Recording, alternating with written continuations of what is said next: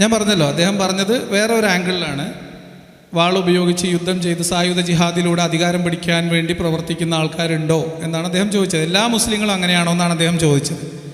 ഞാൻ അതിന് മറുപടി പറഞ്ഞത് ആ ഉദ്ദേശം വെച്ച് പ്രവർത്തിക്കുന്ന സംഘടനകൾ കേരളത്തിലുണ്ട് എന്നാണ്. നിങ്ങൾ കേട്ടു എന്നാണ് ഞാൻ വിചാരിക്കുന്നത്. പിന്നെ ഇപ്പോൾ താങ്കൾ പറഞ്ഞ അനുഭവം കേവലമായ മുസ്ലിം സമൂഹത്തിനകത്ത് മാത്രം വന്ന മാറ്റമല്ല.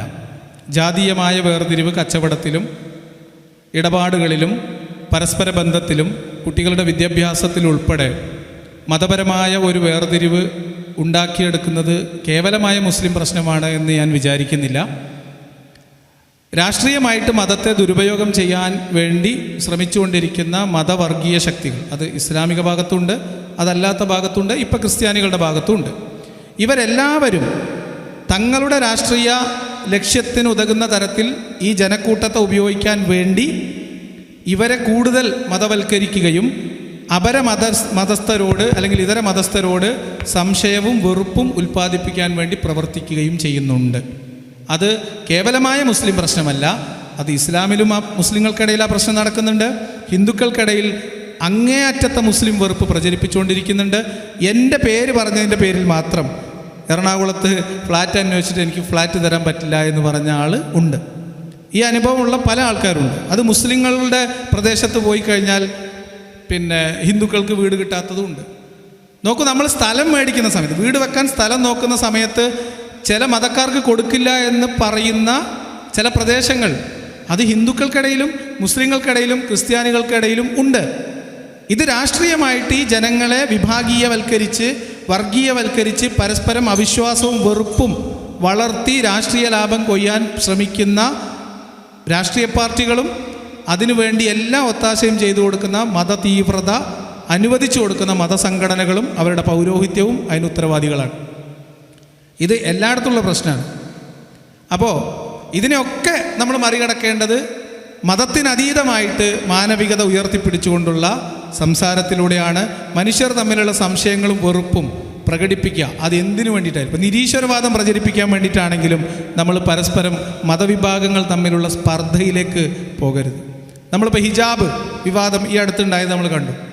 ആ ഹിജാബ് വിഷയത്തിലൊക്കെ നമ്മൾ പറയുന്നത്, അല്ലെങ്കിൽ എല്ലാ സമയത്തും എല്ലാവരും പറയുന്നത്, ഇതിനകത്തുള്ള മതത്തിൻ്റെ എലമെൻറ്റുകളെ തിരിച്ചറിയണം. ഇത്തരം പ്രശ്നം ഉണ്ടാക്കാൻ ശ്രമിക്കുന്ന മുസ്ലിം തീവ്രവാദ ഗ്രൂപ്പുകൾ, അവരുടെ പ്രസൻസ് ഇവിടെ ഉണ്ട് എന്നറിയിക്കാൻ വേണ്ടി ശ്രമിക്കുന്നവരെ തിരിച്ചറിയണം. അതൊരു അവസരമായി മുതലെടുത്ത് മുസ്ലിം വെറുപ്പ് കണ്ടോ, മുസ്ലിങ്ങളൊക്കെ അപകടകാരികളാണ് എന്ന് പറയുന്ന രാഷ്ട്രീയ ലാക്കുള്ള ഹിന്ദുത്വവാദികളെയും ഇപ്പോൾ ഇറങ്ങിയിട്ടുള്ള കൂസ പോലെയുള്ള സാധനങ്ങളെയും നമ്മൾ തിരിച്ചറിയുകയും എതിർക്കുകയും ചെയ്യേണ്ടത് ഒരുപോലെ നമ്മുടെ ഉത്തരവാദിത്തമാണെന്നാണ് പറയുന്നത്. എനിക്ക് ചോദിക്കാനുള്ളത് ചോദ്യമൊന്നുമല്ല, പക്ഷേ അതിലൊരു ചോദ്യമുണ്ട്. കാര്യം വളരെ സിമ്പിളാണ്. വളരെ ആക്റ്റീവായിട്ട് കുറച്ചു കാലം സ്വതന്ത്ര ചിന്താ മേഖലയിൽ സംസാരിച്ചും ഇടപെട്ടും നിന്നിരുന്ന ഒരാളാണ് ഞാൻ. കഴിഞ്ഞൊരു 3 വർഷമായിട്ട് ഞാൻ വ്യക്തിപരമായിട്ടുള്ള നമ്മുടെ ബിസിനസ്സും കാര്യങ്ങളും ഒക്കെ ആയിട്ട് മാറി നിൽക്കുകയാണ്. പക്ഷേ ഞാൻ ഈ സ്വതന്ത്ര ചിന്താ മണ്ഡലത്തിൽ നമ്മൾ ആൾക്കാരെ ക്യാമ്പയിൻ ചെയ്യുന്ന സമയത്ത്, ഏറ്റവും കൂടുതലും ആൾക്കാരോട് ഇൻട്രാക്ട് ചെയ്യുന്ന സമയത്ത് നമ്മൾ അനുഭവിച്ചിട്ടുള്ള ഒരു സാധനമുണ്ട്. എല്ലാ മതങ്ങളും ഭീകരമാണ്, എല്ലാ മതങ്ങളും മനുഷ്യൻ്റെ ശവപ്പറമ്പാണ്, തലച്ചോറിനെ മരവിപ്പിക്കുന്നതാണ്, ചിന്തിക്കാൻ അനുവദിക്കാത്തതാണ് എന്നുള്ള കൃത്യമായ ബോധ്യം നമുക്കുണ്ടെങ്കിലും ഇസ്ലാം എന്താണ് എന്ന് ഇസ്ലാം മതത്തിൽ ജനിച്ചു വളർന്ന എനിക്ക് വളരെ കൃത്യമായിട്ട് അറിയാം. പ്രത്യേകിച്ചും നിങ്ങൾ ഇസ്ലാം മതത്തിൽ ജനിച്ചു വളർന്ന ആണുങ്ങളെ ഇവിടെ നിന്ന് സംസാരിക്കുമ്പോൾ അതിൻ്റെ 100 ഇരട്ടി പറയാൻ ചിലപ്പോൾ എനിക്ക് കഴിയും, ഒരു സ്ത്രീ എന്നുള്ള നിലയ്ക്ക്. ഓക്കെ, അപ്പോൾ എൻ്റെ ചോദ്യം എന്ന് പറയുന്നത്, ഇപ്പം ജബ്ബാർ മാഷ് 40 വർഷത്തോളമായി ഈ ഒരു മേഖലയിൽ നിൽക്കുന്നു. ലിയാഖത്തും ഒരുപാട് വർഷമായി. ഞാൻ 12 വർഷമായി സ്വതന്ത്ര ചിന്ത. എനിക്ക് 30 വയസ്സാണ്. എൻ്റെ ഒരു 18-17 വയസ്സ് മുതൽ ഞാൻ ഈ സ്വതന്ത്ര ചിന്ത എൻ്റെ കാര്യങ്ങൾ സംസാരിച്ച് തുടങ്ങുന്നുണ്ട്. സമൂഹത്തിൽ നിന്നും വളരെ ക്രൂരമായിട്ടുള്ള അക്രമമാണ് ഞാൻ നേരിട്ടത്. എൻ്റെ ശരീരം നോക്കിയാൽ പോലും നിങ്ങൾക്ക് മനസ്സിലാവും. പലതരത്തിലുള്ള ശാരീരികമായിട്ടും മാനസികമായിട്ടും കുടുംബപരമായിട്ടുള്ള എല്ലാത്തരം അക്രമങ്ങളും നേരിട്ടിട്ടുണ്ട്. എന്നാൽ കഴിഞ്ഞ 3 വർഷം ഇതിൽ നിന്നെല്ലാം മാറി നിന്ന് ഞാൻ മറ്റൊരു പ്ലാറ്റ്ഫോമിൽ ഏറ്റവും കൂടുതൽ മനുഷ്യരോട് മിങ്കിൾ ചെയ്ത് നിൽക്കുന്ന ഒരു തൊഴിലാണ് എൻ്റേത്. അതുമായി ഞാൻ നിൽക്കുന്ന സമയത്ത് ഞാൻ ഈ 3 വർഷം അനുഭവിച്ച ഒരു കാര്യമുണ്ട്. അതിൽ നിങ്ങൾക്ക് എന്തു തോന്നുന്നു എന്നുള്ളതാണ് എൻ്റെ അടുത്ത് പറഞ്ഞത്. ഞാൻ ഏറ്റവും കൂടുതൽ ഒരുപാട് കാലം ഈ കേരള സമൂഹത്തിൽ ജീവിക്കുമ്പോൾ കേട്ടതായിരുന്നു, ഈ മതം വിട്ട പെണ്ണ് അല്ലെങ്കിൽ മതം വിട്ടു എന്നുള്ളതിൻ്റെ പേരിൽ വളരെ ക്രൂരമായിട്ടുള്ള ഇൻസൾട്ടുകളും അപമാനങ്ങളും നോട്ടങ്ങളാണെങ്കിലും ചിരികളാണെങ്കിലും എല്ലാത്തിലും മതം വിട്ടത് എന്തോ വലിയ ക്രൈമാണെന്നും വളരെ മോശപ്പെട്ട രീതിയിൽ ഒരു സ്ത്രീയായി മാറുന്ന തരത്തിലുള്ള ഒരുപാട് കാര്യങ്ങൾ. പക്ഷേ കഴിഞ്ഞ 3 വർഷത്തെ എൻ്റെ ജീവിതാനുഭവങ്ങൾ എന്ന് പറയുന്നത് വളരെ മനോഹരമാണ്. പ്രത്യേകിച്ചും ജബ്ബാർ മാഷ പോലുള്ള ആൾക്കാർ ഈ സമൂഹത്തിൽ എന്ത് ചെയ്തു, എന്ത് ചെയ്തിട്ടുണ്ട്, എന്തെങ്കിലും നിങ്ങളെ യുക്തിവാദികളെ സമൂഹത്തോട് ചെയ്തിട്ടുണ്ടോ എന്നെല്ലാം ആരെങ്കിലും ചോദിച്ചു കഴിഞ്ഞാൽ വളരെ കൃത്യമായിട്ടുള്ള ആൻസർ പറയാൻ പറ്റുന്ന രീതിയിലേക്ക് എൻ്റെ മാനസിക നിലയെ പരിമിതപ്പെടുത്തിയത് നമ്മുടെ കേരളത്തിലെ, പ്രത്യേകിച്ചും ഞാനും നിങ്ങളുമൊക്കെ പറഞ്ഞു തുടങ്ങിയ ജില്ലയടക്കമുള്ള ഏറ്റവും കൂടുതൽ ഇസ്ലാമിക് ഫണ്ടമെൻ്റലിസം നിലനിൽക്കുന്നു എന്ന് പറയുന്ന മലപ്പുറം ജില്ലയടക്കമുള്ള അല്ലെങ്കിൽ മലബാർ അടക്കമുള്ള ഏരിയകളിൽ നിന്നും വരുന്ന ആൾക്കാരിൽ നിന്നും ഞാൻ ഈ കഴിഞ്ഞ 3 വർഷം കേട്ടുകൊണ്ടിരിക്കുന്നത്, ജസ്ല തെറ്റുപറ്റി, ഒരുപാട് തെറി വിളിച്ചിട്ടുണ്ട്, സോറി, മാറ്റങ്ങൾ വന്നു, ഒരുപാട് മാറി, ഞങ്ങളുടെ കാഴ്ചപ്പാടുകൾ മാറി, ഞങ്ങൾ ഒരുപാട് മാറി, അന്നത്തെ പോലെയല്ല നിങ്ങളൊക്കെ. ജബ്ബാർ മാഷ് അടക്കമുള്ള ആൾക്കാർ കഴിഞ്ഞ 40 വർഷമായിട്ട് പറയുന്നു. കഴിഞ്ഞ 12 വർഷമായിട്ട് ഇതേ കാര്യങ്ങൾ ഈ സമൂഹത്തിൽ ഒരു സ്ത്രീയായി നിന്ന് പറയുമ്പോൾ എന്തെല്ലാം അനുഭവങ്ങളും എന്തെല്ലാം ഭീകരതയും എന്തെല്ലാം ക്രൂരതയും എത്രയെല്ലാം ആഭാസങ്ങളും കേൾക്കേണ്ടി വരുമെന്ന് എനിക്കറിയാം. പക്ഷേ കഴിഞ്ഞ 3 വർഷം ഞാനിപ്പോൾ ബിസിനസ്സിലാണ് ഫോക്കസ് ചെയ്തുകൊണ്ടിരിക്കുന്നത്. ഞാൻ ഒരു ഹോം സ്റ്റേ അതുപോലെ തന്നെ റെസ്റ്റോറൻറ്റും കാര്യങ്ങളൊക്കെ നടത്തിക്കൊണ്ടിരിക്കുകയാണ്. അപ്പം നമ്മുടെ ഒരു ഓൺ പ്രോപ്പർട്ടി നമ്മളിത് നടത്തുന്ന സമയത്ത് I am getting lot of guest എന്ന് പറയുന്നത് ടൂർ വരുന്ന ആൾക്കാരാണ്. അതായത് അവിടെ ആരും ഖുർആൻ ഓതാനും ഇതിനൊന്നും വരുന്ന ആൾക്കാരല്ല. എല്ലാവരും ജീവിതം ആസ്വദിക്കാനും അല്ലെങ്കിൽ ജീവിതത്തിൽ വളരെ ടയേർഡായിട്ടുള്ള മൊമെൻറ്റ്സിൽ നിന്നും ഒരു റിലാക്സേഷൻ കിട്ടാൻ വേണ്ടിയിട്ടാണ് ഒരാൾക്കാർ ട്രിപ്പ് പോവുക. അവിടെ വരുന്ന ആൾക്കാരുമായിട്ട് ദിനേന ഞാൻ ഒരു ക്യാമ്പ് ഫയറിൻ്റെ വട്ടത്തിൽ നിന്ന് സംസാരിക്കുമ്പോൾ എനിക്ക് കിട്ടുന്ന ഒരു ഊർജ്ജം, ആ ഊർജ്ജത്തിൽ നിന്നും ജബ്ബാർ മാഷ പോലുള്ള ആൾക്കാർ ഈ സൊസൈറ്റിക്ക് എന്ത് കൊടുത്തു എന്നുള്ള ഒരു ചോദ്യം, ആ ഒരു ആൻസർ എനിക്ക് ഭീകരമായിട്ട് കിട്ടിക്കൊണ്ടിരിക്കുന്നു. കാരണം ആ ക്രൂരതകളോ ഹാർഷുള്ള സംസാരമോ വെറുപ്പിൻ്റെ ഭാഷയോ ഒന്നും കഴിഞ്ഞ 3 വർഷമായിട്ട് കേൾക്കുന്നേയില്ല. എല്ലാവരും നന്ദി വാക്കുകളാണ് പറയുന്നത്. Thank you for inspiring us, thank you for motivating us, thank you for paving way. So I am so happy and so proud. You are so great and you all are doing an amazing thing. അതിൽ കൂടുതലൊന്നും പറയാനില്ല. ചിന്തിക്കുക, dare to think, ചിന്തിക്കാൻ ധൈര്യം കാണിക്കുക എന്നുള്ള അപ്പുറം ഒന്നുമില്ല. എനിക്ക് കഴിഞ്ഞ 12 വർഷം മാത്രമായിട്ട് ഈ സമൂഹത്തിൽ ഇത് പറഞ്ഞുകൊണ്ടിരിക്കുന്ന ദൈവവും മതവും ഒന്നുമല്ല, നമ്മളിതല്ല, നമ്മൾ മനുഷ്യരാണ്. We are homo sapiens, we have a wide brain, we have wide opportunity to think എന്നെല്ലാം പറഞ്ഞുകൊണ്ടിരിക്കുന്ന വെടി വേശ്യ എന്ന് മാത്രം തുറക്ക സമയത്ത് കേട്ടുകൊണ്ടിരുന്ന നമ്മൾ, they are saying that you are inspiring us a lot. അപ്പോൾ 12 വർഷമായിട്ട് ഇത്രയും തെറികൾ കേട്ട് ഇത്രയും വൃത്തികേടുകൾ കേട്ട് ഈ സമൂഹത്തിൽ നിന്ന് എനിക്ക് I am getting too much positive. And how you feeling? For the last 40 years continuously you are saying this. That's the thing. വളരെ പ്രസക്തമായ ഒരു കാര്യമാണ് ജസ്ല ഇവിടെ ഉന്നയിച്ചിട്ടുള്ളത്. പറയുകയാണെങ്കിൽ ഇപ്പോൾ ഇരുന്ന് പറഞ്ഞാൽ ഈ പരിപാടിയിലെ സമയമൊന്നും മതിയാവില്ല, അത്രമാത്രം സമാനമായ അനുഭവങ്ങൾ നമുക്കുണ്ട്. ഒരു 25 വർഷം മുമ്പ് മഞ്ചേരിയിൽ നടന്ന ഒരു സ്പെഷ്യൽ മാരേജ് രജിസ്റ്റർ ഓഫീസിൽ സാക്ഷിയായി ഒപ്പിട്ടുകയും അത് പത്രങ്ങളിലും മാധ്യമങ്ങളിലും വാർത്തയായി വന്നതിനെ തുടർന്ന് ഞാനും എൻ്റെ സഹധർമ്മിണിയും പഠിപ്പിച്ചുകൊണ്ടിരുന്ന സ്കൂളിലേക്ക് പഠിപ്പിക്കാനായിട്ട് പോകുമ്പോൾ ആ സ്കൂളിൻ്റെ മുറ്റത്ത് 100 കണക്കിന് മത തീവ്രവാദികൾ ഞങ്ങളെ ഇനി ആ സ്കൂളിൽ കാലുകുത്താൻ അനുവദിക്കില്ല, അടിച്ചോടിക്കുമെന്ന് പറഞ്ഞുകൊണ്ട് അവിടെ കൂട്ടം കൂടി നിൽക്കുന്നുണ്ടായിരുന്നു. വിവരം നേരത്തെ പോലീസ് മണത്തറിഞ്ഞതുകൊണ്ട് ഞങ്ങൾ പോലീസ് അകമ്പടിയോടുകൂടിയാണ് സ്കൂളിൽ പോയത്. അന്ന് അവിടെ കൂട്ടം കൂടി നിൽക്കുകയും ആ കൂട്ടം കൂടുന്നതിന് തലേ ദിവസം മീറ്റിംഗ് കൂടി ആസൂത്രണം നടത്തുകയും തഞ്ചം കിട്ടിയാൽ ഞങ്ങളെ കൊല്ലണമെന്ന് തീരുമാനിക്കുകയും ചെയ്ത കൂട്ടത്തിലെ 2-3 പേര് ഇവിടെ ഇരിപ്പുണ്ട്. നേരിട്ടറിയാം എനിക്ക്. എൻ്റെ വീട്ടിൽ വന്ന് ജസ്ലയോട് സോറി പറഞ്ഞതുപോലെ തന്നെ ഞങ്ങൾക്ക് തെറ്റുപറ്റി മാഷേ, ഇന്ന് ഞങ്ങൾ നിങ്ങളെ ബഹുമാനിക്കുന്നു, സ്നേഹിക്കുന്നു എന്ന് പറഞ്ഞുകൊണ്ട് നിത്യവും ഫോണിൽ വിളിക്കുകയും സൗകര്യമുള്ളപ്പോഴൊക്കെ വീട്ടിൽ വന്ന് സംസാരിക്കുകയും ഈ പരിപാടിക്ക് നേരം വിളിച്ചാകുമ്പോൾ തന്നെ ഇവിടെ വന്നിരിക്കുകയും ചെയ്ത ആളുകൾ ആ കൂട്ടത്തിലുണ്ട്. ഇത് ഒരനുഭവമല്ല.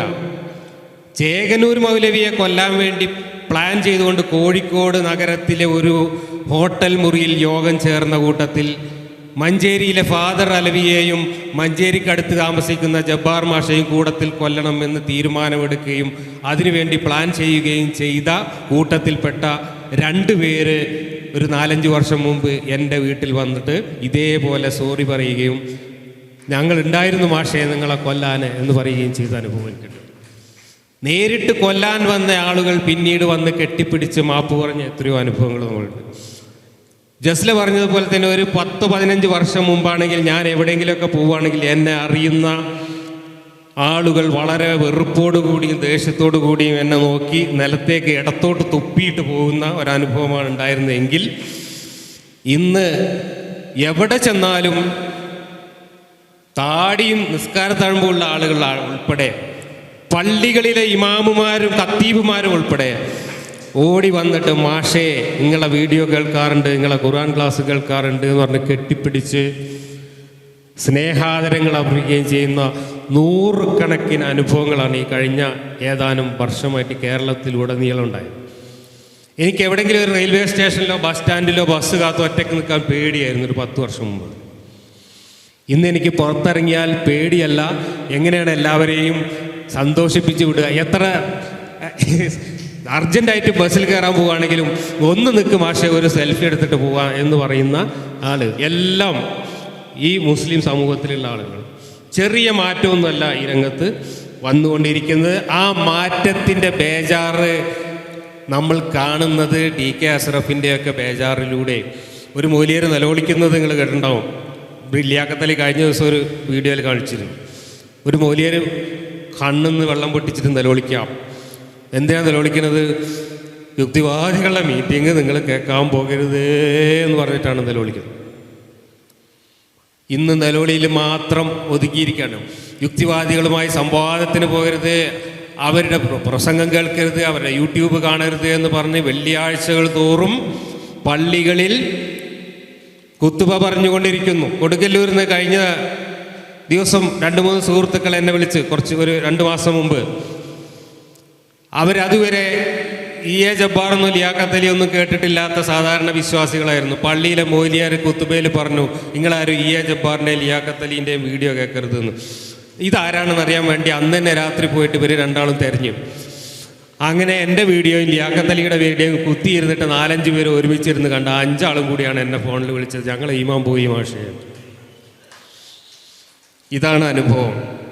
പിന്നെ ഇദ്ദേഹം പറഞ്ഞതുപോലെ മലപ്പുറത്ത് റമദാൻ മാസത്തിൽ ചായ കിട്ടാത്ത ചോറ് കിട്ടാത്ത അനുഭവമൊന്നും ഇപ്പോൾ ഇല്ല കേട്ടോ. മുമ്പും ഉണ്ടായിട്ടില്ല. അതൊക്കെ കിട്ടുന്ന സ്ഥലങ്ങളുണ്ട്. കൃത്യമായി നിങ്ങൾ അന്വേഷിക്കാത്തതുകൊണ്ടാണ്. നിങ്ങൾ അങ്ങാടിയിൽ വന്നാൽ ചിലപ്പോൾ പഴയ ഒരുപാട് കടകൾ അടച്ചിട്ടത് കാണാം. പക്ഷേ അവിടെ സ്ഥിരമായി തുറക്കുകയും ഭക്ഷണം കൊടുക്കുകയും ചെയ്യുന്ന ഹോട്ടലുകളുടെ ലിസ്റ്റുകൾ നമ്മൾ പബ്ലിഷ് ചെയ്യാറുണ്ട്. ചില റമദാൻ മാസത്തിൽ മലപ്പുറത്ത് വന്നാൽ ഇന്ന സ്ഥലങ്ങളിൽ ഇതൊക്കെ കിട്ടും എന്ന് പറഞ്ഞിട്ട്. എന്ന് മാത്രമല്ല, പള്ളികളിൽ മൊയ്ലിയാർ എന്തെങ്കിലും കുരുത്തക്കേട് പറഞ്ഞാൽ പള്ളിയിൽ നിന്ന് പിരിയുന്നതിന് മുമ്പ് തന്നെ വാട്സപ്പിലും ഫേസ്ബുക്കിലും മൊയ്ലിയാരെ വയൽത് വരുന്നുണ്ട്. ആരാ അതൊക്കെ കൊടുക്കുന്നതെന്നറിയോ? ഈമാൻ പോയ ആൾക്കാരാണ്. എല്ലായിടത്തും ഈമാൻ പോയ ആൾക്കാരാണുള്ളത്. വീടുകളിൽ, കുടുംബങ്ങളിൽ, പള്ളികളിൽ, മഹല്ലുകളിൽ എല്ലായിടത്തും ചെറുപ്പക്കാർ ചോദ്യങ്ങൾ കൊണ്ട് വെള്ളം കുടിപ്പിക്കുന്ന ഒരു കാഴ്ചയാണ് ഇന്ന് കാണുന്നത്. ആ വെള്ളം കുടിയുടെ ഭാഗമാണ് DK അഷ്റഫിനെ പോലെയുള്ള മതമൗലികവാദികൾ ഇപ്പോൾ സൂംബ ഡാൻസ് വേണ്ട, ഡാൻസ് വേണ്ട, പിന്നെന്താണ് മിശ്ര വിവാഹം വേണ്ട, അത് മതമില്ലാത്തവരുണ്ടാക്കുകയാണ് എന്നൊക്കെ പറഞ്ഞ് നിലവിളിക്കുന്നത്. ഇത് കണ്ട് ബേജാറായതുകൊണ്ടാണ്. നമ്മൾ നടത്തിയ പ്രവർത്തനങ്ങൾ മാത്രമല്ല, സാമൂഹ്യ മാധ്യമങ്ങളിലൂടെ ആശയങ്ങൾ പ്രചരിപ്പിക്കാനുള്ള ടെക്നോളജിയും അതിൻ്റെ കൂടെ നമ്മളെപ്പോലെയുള്ള ഒരുപാട് ആളുകളുടെ പ്രവർത്തനങ്ങളും അതുമായി ബന്ധപ്പെട്ട് ഒളിഞ്ഞു നിന്നുകൊണ്ട് നമ്മളുമായിട്ടൊക്കെ സഹകരിച്ചിട്ടുള്ള ആയിരക്കണക്കിന് ആളുകളും ഒക്കെ ഇതിൻ്റെ പിന്നിൽ പ്രവർത്തിച്ചിട്ടുണ്ട്. ഇതിൻ്റെ ഫലമൊക്കെ നമ്മളൊക്കെ സ്വപ്നം കണ്ടതിൻ്റെ എത്രയോ ഇരട്ടിയാണ്. ഇത് തന്നെയാണ് ജസ്ലേക്കുള്ള അനുഭവം. ഇത് തന്നെയാണ് നമുക്ക് എല്ലാവർക്കും ഉള്ള അനുഭവം. പക്ഷെ ഞാൻ ഈ മാറ്റത്തിൻ്റെ ക്രെഡിറ്റ് ജബ്ബാർ മാഷ്ക്കും എനിക്കൊന്നും അവകാശപ്പെടാൻ തയ്യാറല്ല. കേരള സമൂഹത്തിൽ ഈ മാറ്റത്തിൻ്റെ കാരണക്കാർ ഇവിടുത്തെ മതപ്രഭാഷകരാണെന്ന് വിചാരിക്കുന്ന ആളാണ് ഞാൻ. ഇസ്ലാം മതത്തിൽ ഒരുവിധം 5ാം ക്ലാസ് വരെ മദ്രസയിലും പോയി ഒന്നുണ്ടാക്കി നിസ്കരിച്ച് നോമ്പും നോറ്റ് സക്കാത്തും കൊടുത്ത് മാന്യമായിട്ട് സമയം കിട്ടിയാൽ പൈസ ഉണ്ടെങ്കിൽ ഒരു ഹജ്ജും ചെയ്ത് സമാധാനമായിട്ട് കച്ചവടം ചെയ്ത് ജീവിച്ചിരുന്ന മനുഷ്യന്മാരെ വെള്ളിയാഴ്ചകളിൽ പിടിച്ചിരുത്തി ഖുർആൻ ക്ലാസ്സുകൾ പ്രത്യേകമായിട്ട് കൊടുക്കുകയും സ്ത്രീകൾ നരകത്തിൽ കിടക്കാതിരിക്കാനുള്ള 33 മാർഗങ്ങൾ പറയാൻ വേണ്ടി പ്രത്യേകം വയലുകൾ സംഘടിപ്പിക്കുകയും ഇസ്ലാം മതത്തിനെതിരെ വരുന്ന വിമർശനങ്ങൾക്ക് വഴിമരുന്നിട്ട് കൊടുക്കുകയും മറ്റു മതസ്ഥർക്ക് ഇസ്ലാം പഠിക്കാനും തർക്കിക്കാനും കാരണമായിട്ട് സ്നേഹസംവാദം നടത്തുകയും എല്ലാവരും ഖുർആൻ്റെ പരിഭാഷ വാങ്ങുകയും ഫത്തുൽ മുയിൻ വാങ്ങുകയും ഒക്കെ ചെയ്തതിൻ്റെ അടിസ്ഥാനത്തിൽ ജബ്ബാർ മാഷ് പറഞ്ഞ ഒരു കാര്യം ശരിയാണ്. ജബ്ബാർ മാഷെ എം അക്ബർ ജബ്ബാർ മാഷ്ക്ക് ചെയ്തു കൊടുത്തൊരു സേവനം, സംവാദത്തിൻ്റെ സമയത്ത് ജബ്ബാറുമായി എന്ന് പറയുന്ന യുക്തിവാദിയുമായി സംവാദം നടക്കാൻ പോകുന്നു, അള്ളാഹുവിൻ്റെ സഹായം ഉണ്ടാകാൻ വേണ്ടി നിങ്ങളെല്ലാവരും ദുആ ഇരക്കണം എന്ന് പറഞ്ഞിട്ടൊരു ലഘുലേഖ കേരളത്തിലെ സുന്നി മുജാഹിദ് ജമാഅത്ത് സകല പള്ളിയിലും വിതരണം ചെയ്തു. ജീവിതത്തിൽ ഒരിക്കൽ പോലും ജബ്ബാർ എന്ന് പേര് കേൾക്കാത്ത ആൾക്കാർ മുഴുവൻ യൂട്യൂബ് എടുത്ത് അടിച്ചു നോക്കി ഇതാരാണിപ്പോൾ. എന്നിട്ട് അത് കഴിഞ്ഞിട്ട് സംവാദം കഴിഞ്ഞത് ജബ്ബാർ മാഷ മലർത്തി അടിച്ചു പറഞ്ഞ് വെള്ളം ഇങ്ങനത്തെ കുപ്പികൾ ഇങ്ങനെ ഗ്രാഫിക്സ് ചെയ്ത് ഇവിടെ 5-6 കുപ്പിയൊക്കെ വെച്ചിട്ട് മാഷ് വെള്ളം കുടിക്കുന്നു എന്ന് പറഞ്ഞിട്ട് ട്രോളുണ്ടാക്കി. വിശ്വാസികൾക്ക് ഭയങ്കര ആവേശമായി. ആഹാ, യുക്തിവാദി വെള്ളം കുടിക്കുന്നതെന്ന് കാണണമല്ലോ. കുത്തിയിരുന്ന് സംവാദം മുഴുവൻ കണ്ട്. അപ്പം ചിലർക്കൊന്നും പ്രശ്നം തോന്നിയില്ല. പക്ഷേ 1-2 കൊല്ലം ആയപ്പോഴത്തേക്കേ സംഗതി എവിടെയോ എന്തോ വശപ്പശകുണ്ടെന്ന് തോന്നുകയും ഞാൻ അതുകൊണ്ടാണ് ജബ്ബാർ മാഷെ കൊണ്ട് പറ്റുന്നതിനൊക്കെ, മാഷ് പറഞ്ഞല്ലോ അത്, മാഷെ കൊണ്ട് പറ്റുന്നതിനൊക്കെ കൂടുതൽ ആൾക്കാരെ മതത്തിൽ നിന്ന് പുറത്തു കൊണ്ടുവരാൻ ഇവിടുത്തെ മതപ്രബോധകർക്ക് പറ്റിയിട്ടുണ്ട്. ഞാൻ നേരത്തെ പറഞ്ഞതിൻ്റെ പ്രശ്നം ഇപ്പോൾ കൂടുതൽ സ്ത്രീ വിരുദ്ധത ഇവരാ പറയാം. ഇപ്പം നമുക്ക് മറുപടി പറയാനൊന്നുമല്ലല്ലോ അബൂബക്കർ കാസിമി വയലു പറഞ്ഞത്. പ്രസവ വേദന എടുത്ത് പലകപ്പുറത്ത് കയറുന്ന പെണ്ണാണെങ്കിലും ഭർത്താവ് ആവശ്യപ്പെട്ടാൽ വഴങ്ങിക്കൊടുക്കണം, അത് പെണ്ണിൻ്റെ ബാധ്യതയാണ് എന്ന് അയാൾ സ്വന്തം ഇഷ്ടപ്രകാരം സ്വന്തം മിമ്പറിൽ വയലു പറഞ്ഞാണ്. വിമർശകർക്ക് മറുപടി പറഞ്ഞൊന്നുമല്ല, പെണ്ണിൻ്റെ ബാധ്യത ബോധ്യപ്പെടുത്താൻ പറഞ്ഞ. ഇത് കേട്ട എത്ര പെൺകുട്ടികൾ ഈമാൻ അപ്പം പോയിട്ടുണ്ടാവും. മനസ്സിലായി? അപ്പം എങ്ങനെയാണ് ഈ മതം നമ്മളെ കാണുന്നത് എന്ന് ഒരു ജനാധിപത്യ രാജ്യത്ത് ജീവിക്കുകയും മനുഷ്യാവകാശങ്ങളെക്കുറിച്ചും ഒക്കെ ബോധമുള്ള ഒരു തലമുറയിൽ, വിദ്യാഭ്യാസമുള്ള ഒരു തലമുറയിൽ ഇതുപോലെയുള്ള വിവരക്കേടുകൾ പറയാൻ വേണ്ടി മൂല്യന്മാരെ 50,000-60,000 കൊടുത്തിട്ടാണ് കൊണ്ടിരുന്നത്. ഒരു സ്റ്റേജിൽ കയറി വയലു പറയാം, 3 മാസം ഒരു 3 മണിക്കൂർ വയലു പറയാൻ 1,00,000 റുപ്യക്കാണ്.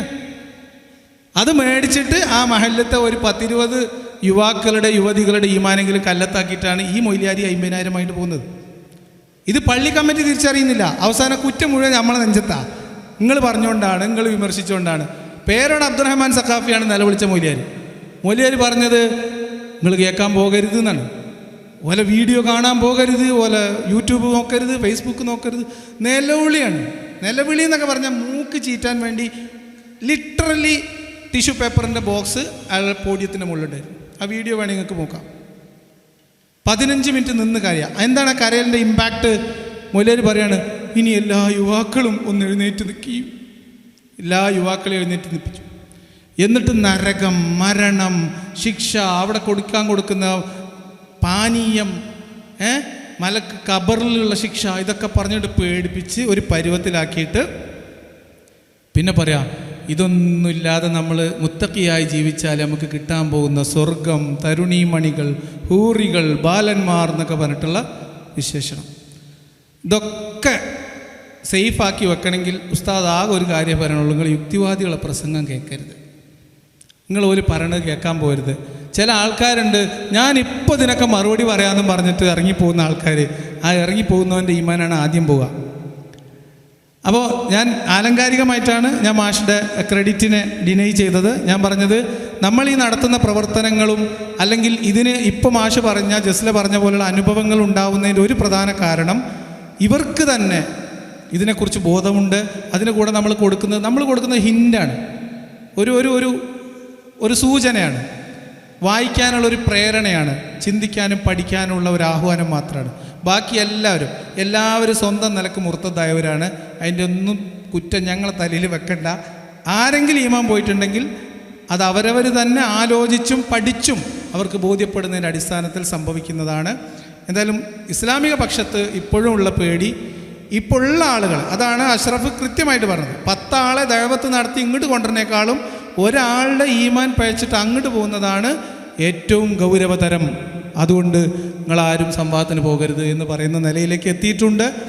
അത് ഈ മാറ്റത്തിൻ്റെ കൂടെയാണ്. കാരണം ഇപ്പോൾ യുക്തിവാദികളെ തല്ലാൻ പോകാനൊന്നും ആളെ കിട്ടൂല, ഓലെ 4 ചീത്ത പറയാൻ പോകുന്ന ആളെ കിട്ടൂല. ഞാൻ മനസ്സിലാക്കിയ ഒരു കാര്യം, പണ്ട് ഞങ്ങൾ വെള്ളിയാഴ്ച ജുമയ്ക്കൊക്കെ പോകുന്ന സമയത്ത് ഫസ്റ്റ് ഫ്ലോറിൻ്റെ മുകളിൽ ഓരോരോ ഈ കുളമ്പുകൾ നമ്മൾ പറയും, ചെറിയ ചെറിയ ഗ്രാമപ്രദേശത്ത് നിന്ന് വരുന്ന പ്രത്യേകം യുവാക്കൾ വേറെ വേറെ ഇരിക്കും. വയസ്സ് മുതിർന്ന ആൾക്കാരൊക്കെ മുന്നത്തെ സഫിലും കുട്ടികളൊക്കെ തട്ടും പുറത്തായിരിക്കും.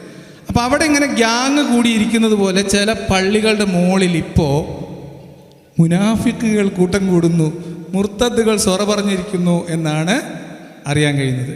അപ്പോൾ ഈ മാറ്റം ഇതിങ്ങനെ തന്നെ തുടരും. ഇത് ഇനിയിപ്പോൾ ഞാനും ജബ്ബാർ മാഷൊക്കെ പരിപാടി നിർത്തിയാലും മൊയ്ലിയന്മാരെ വയറുള്ള കാലത്തോളം ഒന്നും പേടിക്കാനില്ല എന്നാണ് പറയാം. അതിൻ്റെ കൂടെ നൂറുൽ യക്കീനും ഫത്തുൽ മുഈനും ഒന്നും ഇപ്പോൾ ബുക്ക് സ്റ്റാളിൽ കിട്ടാനില്ല.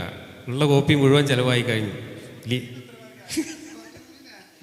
ഫത്തുൽ മുഈന് നമ്മൾ മറ്റേ എന്താണ് സാഹിത്യ അക്കാദമിയുടെ അവാർഡ് എന്ന് പറഞ്ഞിട്ട് മുമ്പൊരു പ്രസംഗത്തിൽ ചൂണ്ടിക്കാണിച്ചിരുന്നു. അതിനുശേഷം ഫത്തുൽ മുഈന് എവിടെയും കിട്ടാനില്ല. കാരണം ആളുകൾ തിരക്കി പോവുകയാണ്, എന്നിട്ട് വാങ്ങി വായിക്കുകയാണ്. ഇനിയും നൂറുൽ യക്കീൻ വായിക്കാത്തവരുണ്ടെങ്കിൽ അത് വായിക്കണം എന്നാണ് ഞാൻ പറയാം. 200 രൂപയുള്ളൂ.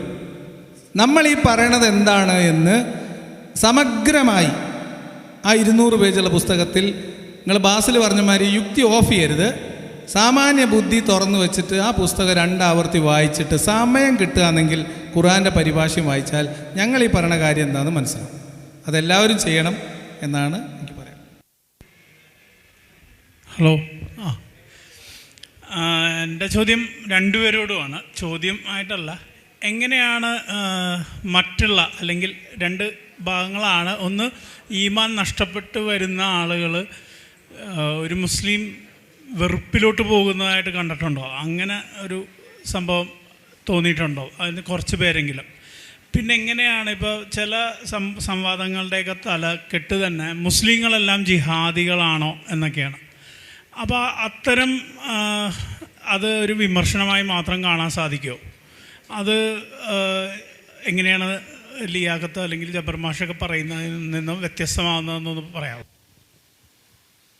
ഈ ഇസ്ലാമിൽ നിന്ന് പുറത്തു വരുന്ന ആളുകൾ എന്ന് പറഞ്ഞാൽ പലതരം കാഴ്ചപ്പാടുകളിലൂടെ വന്നവരുണ്ട്.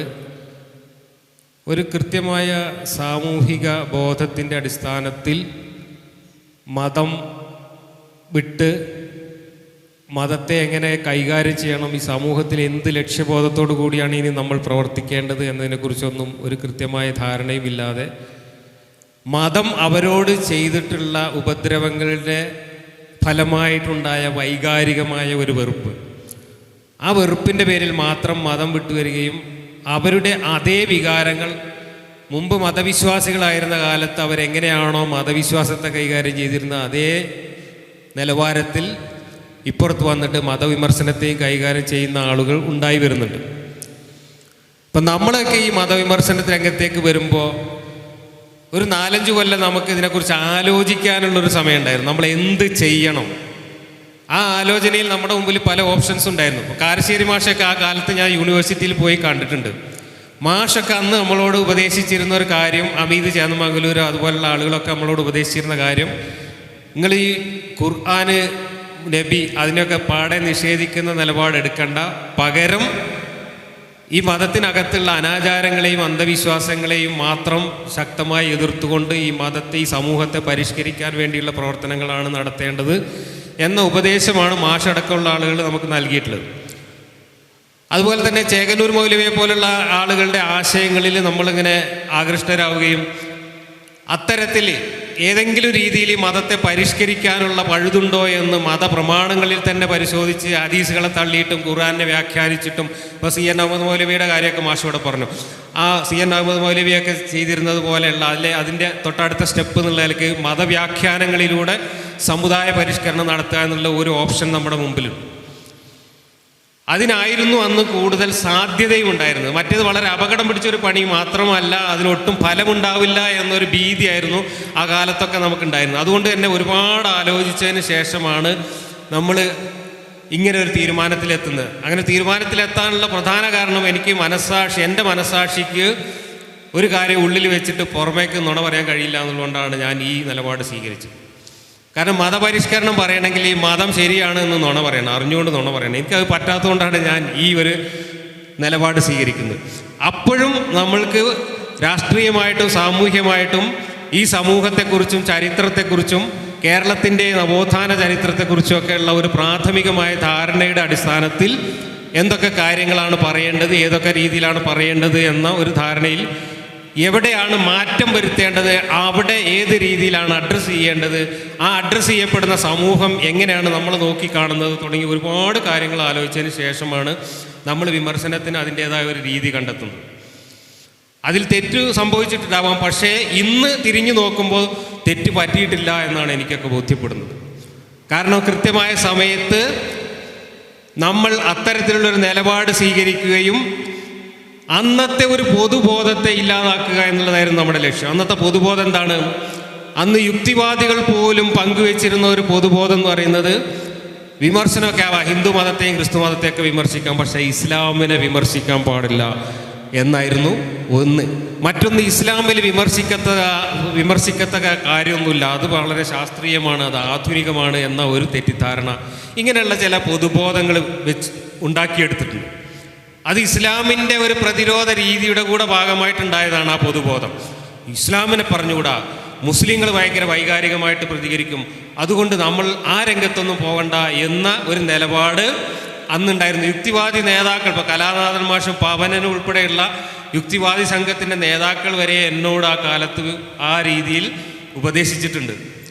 അത്ര വേണ്ട എന്ന് പറഞ്ഞിട്ട് ഇങ്ങനെ നിയന്ത്രിക്കും.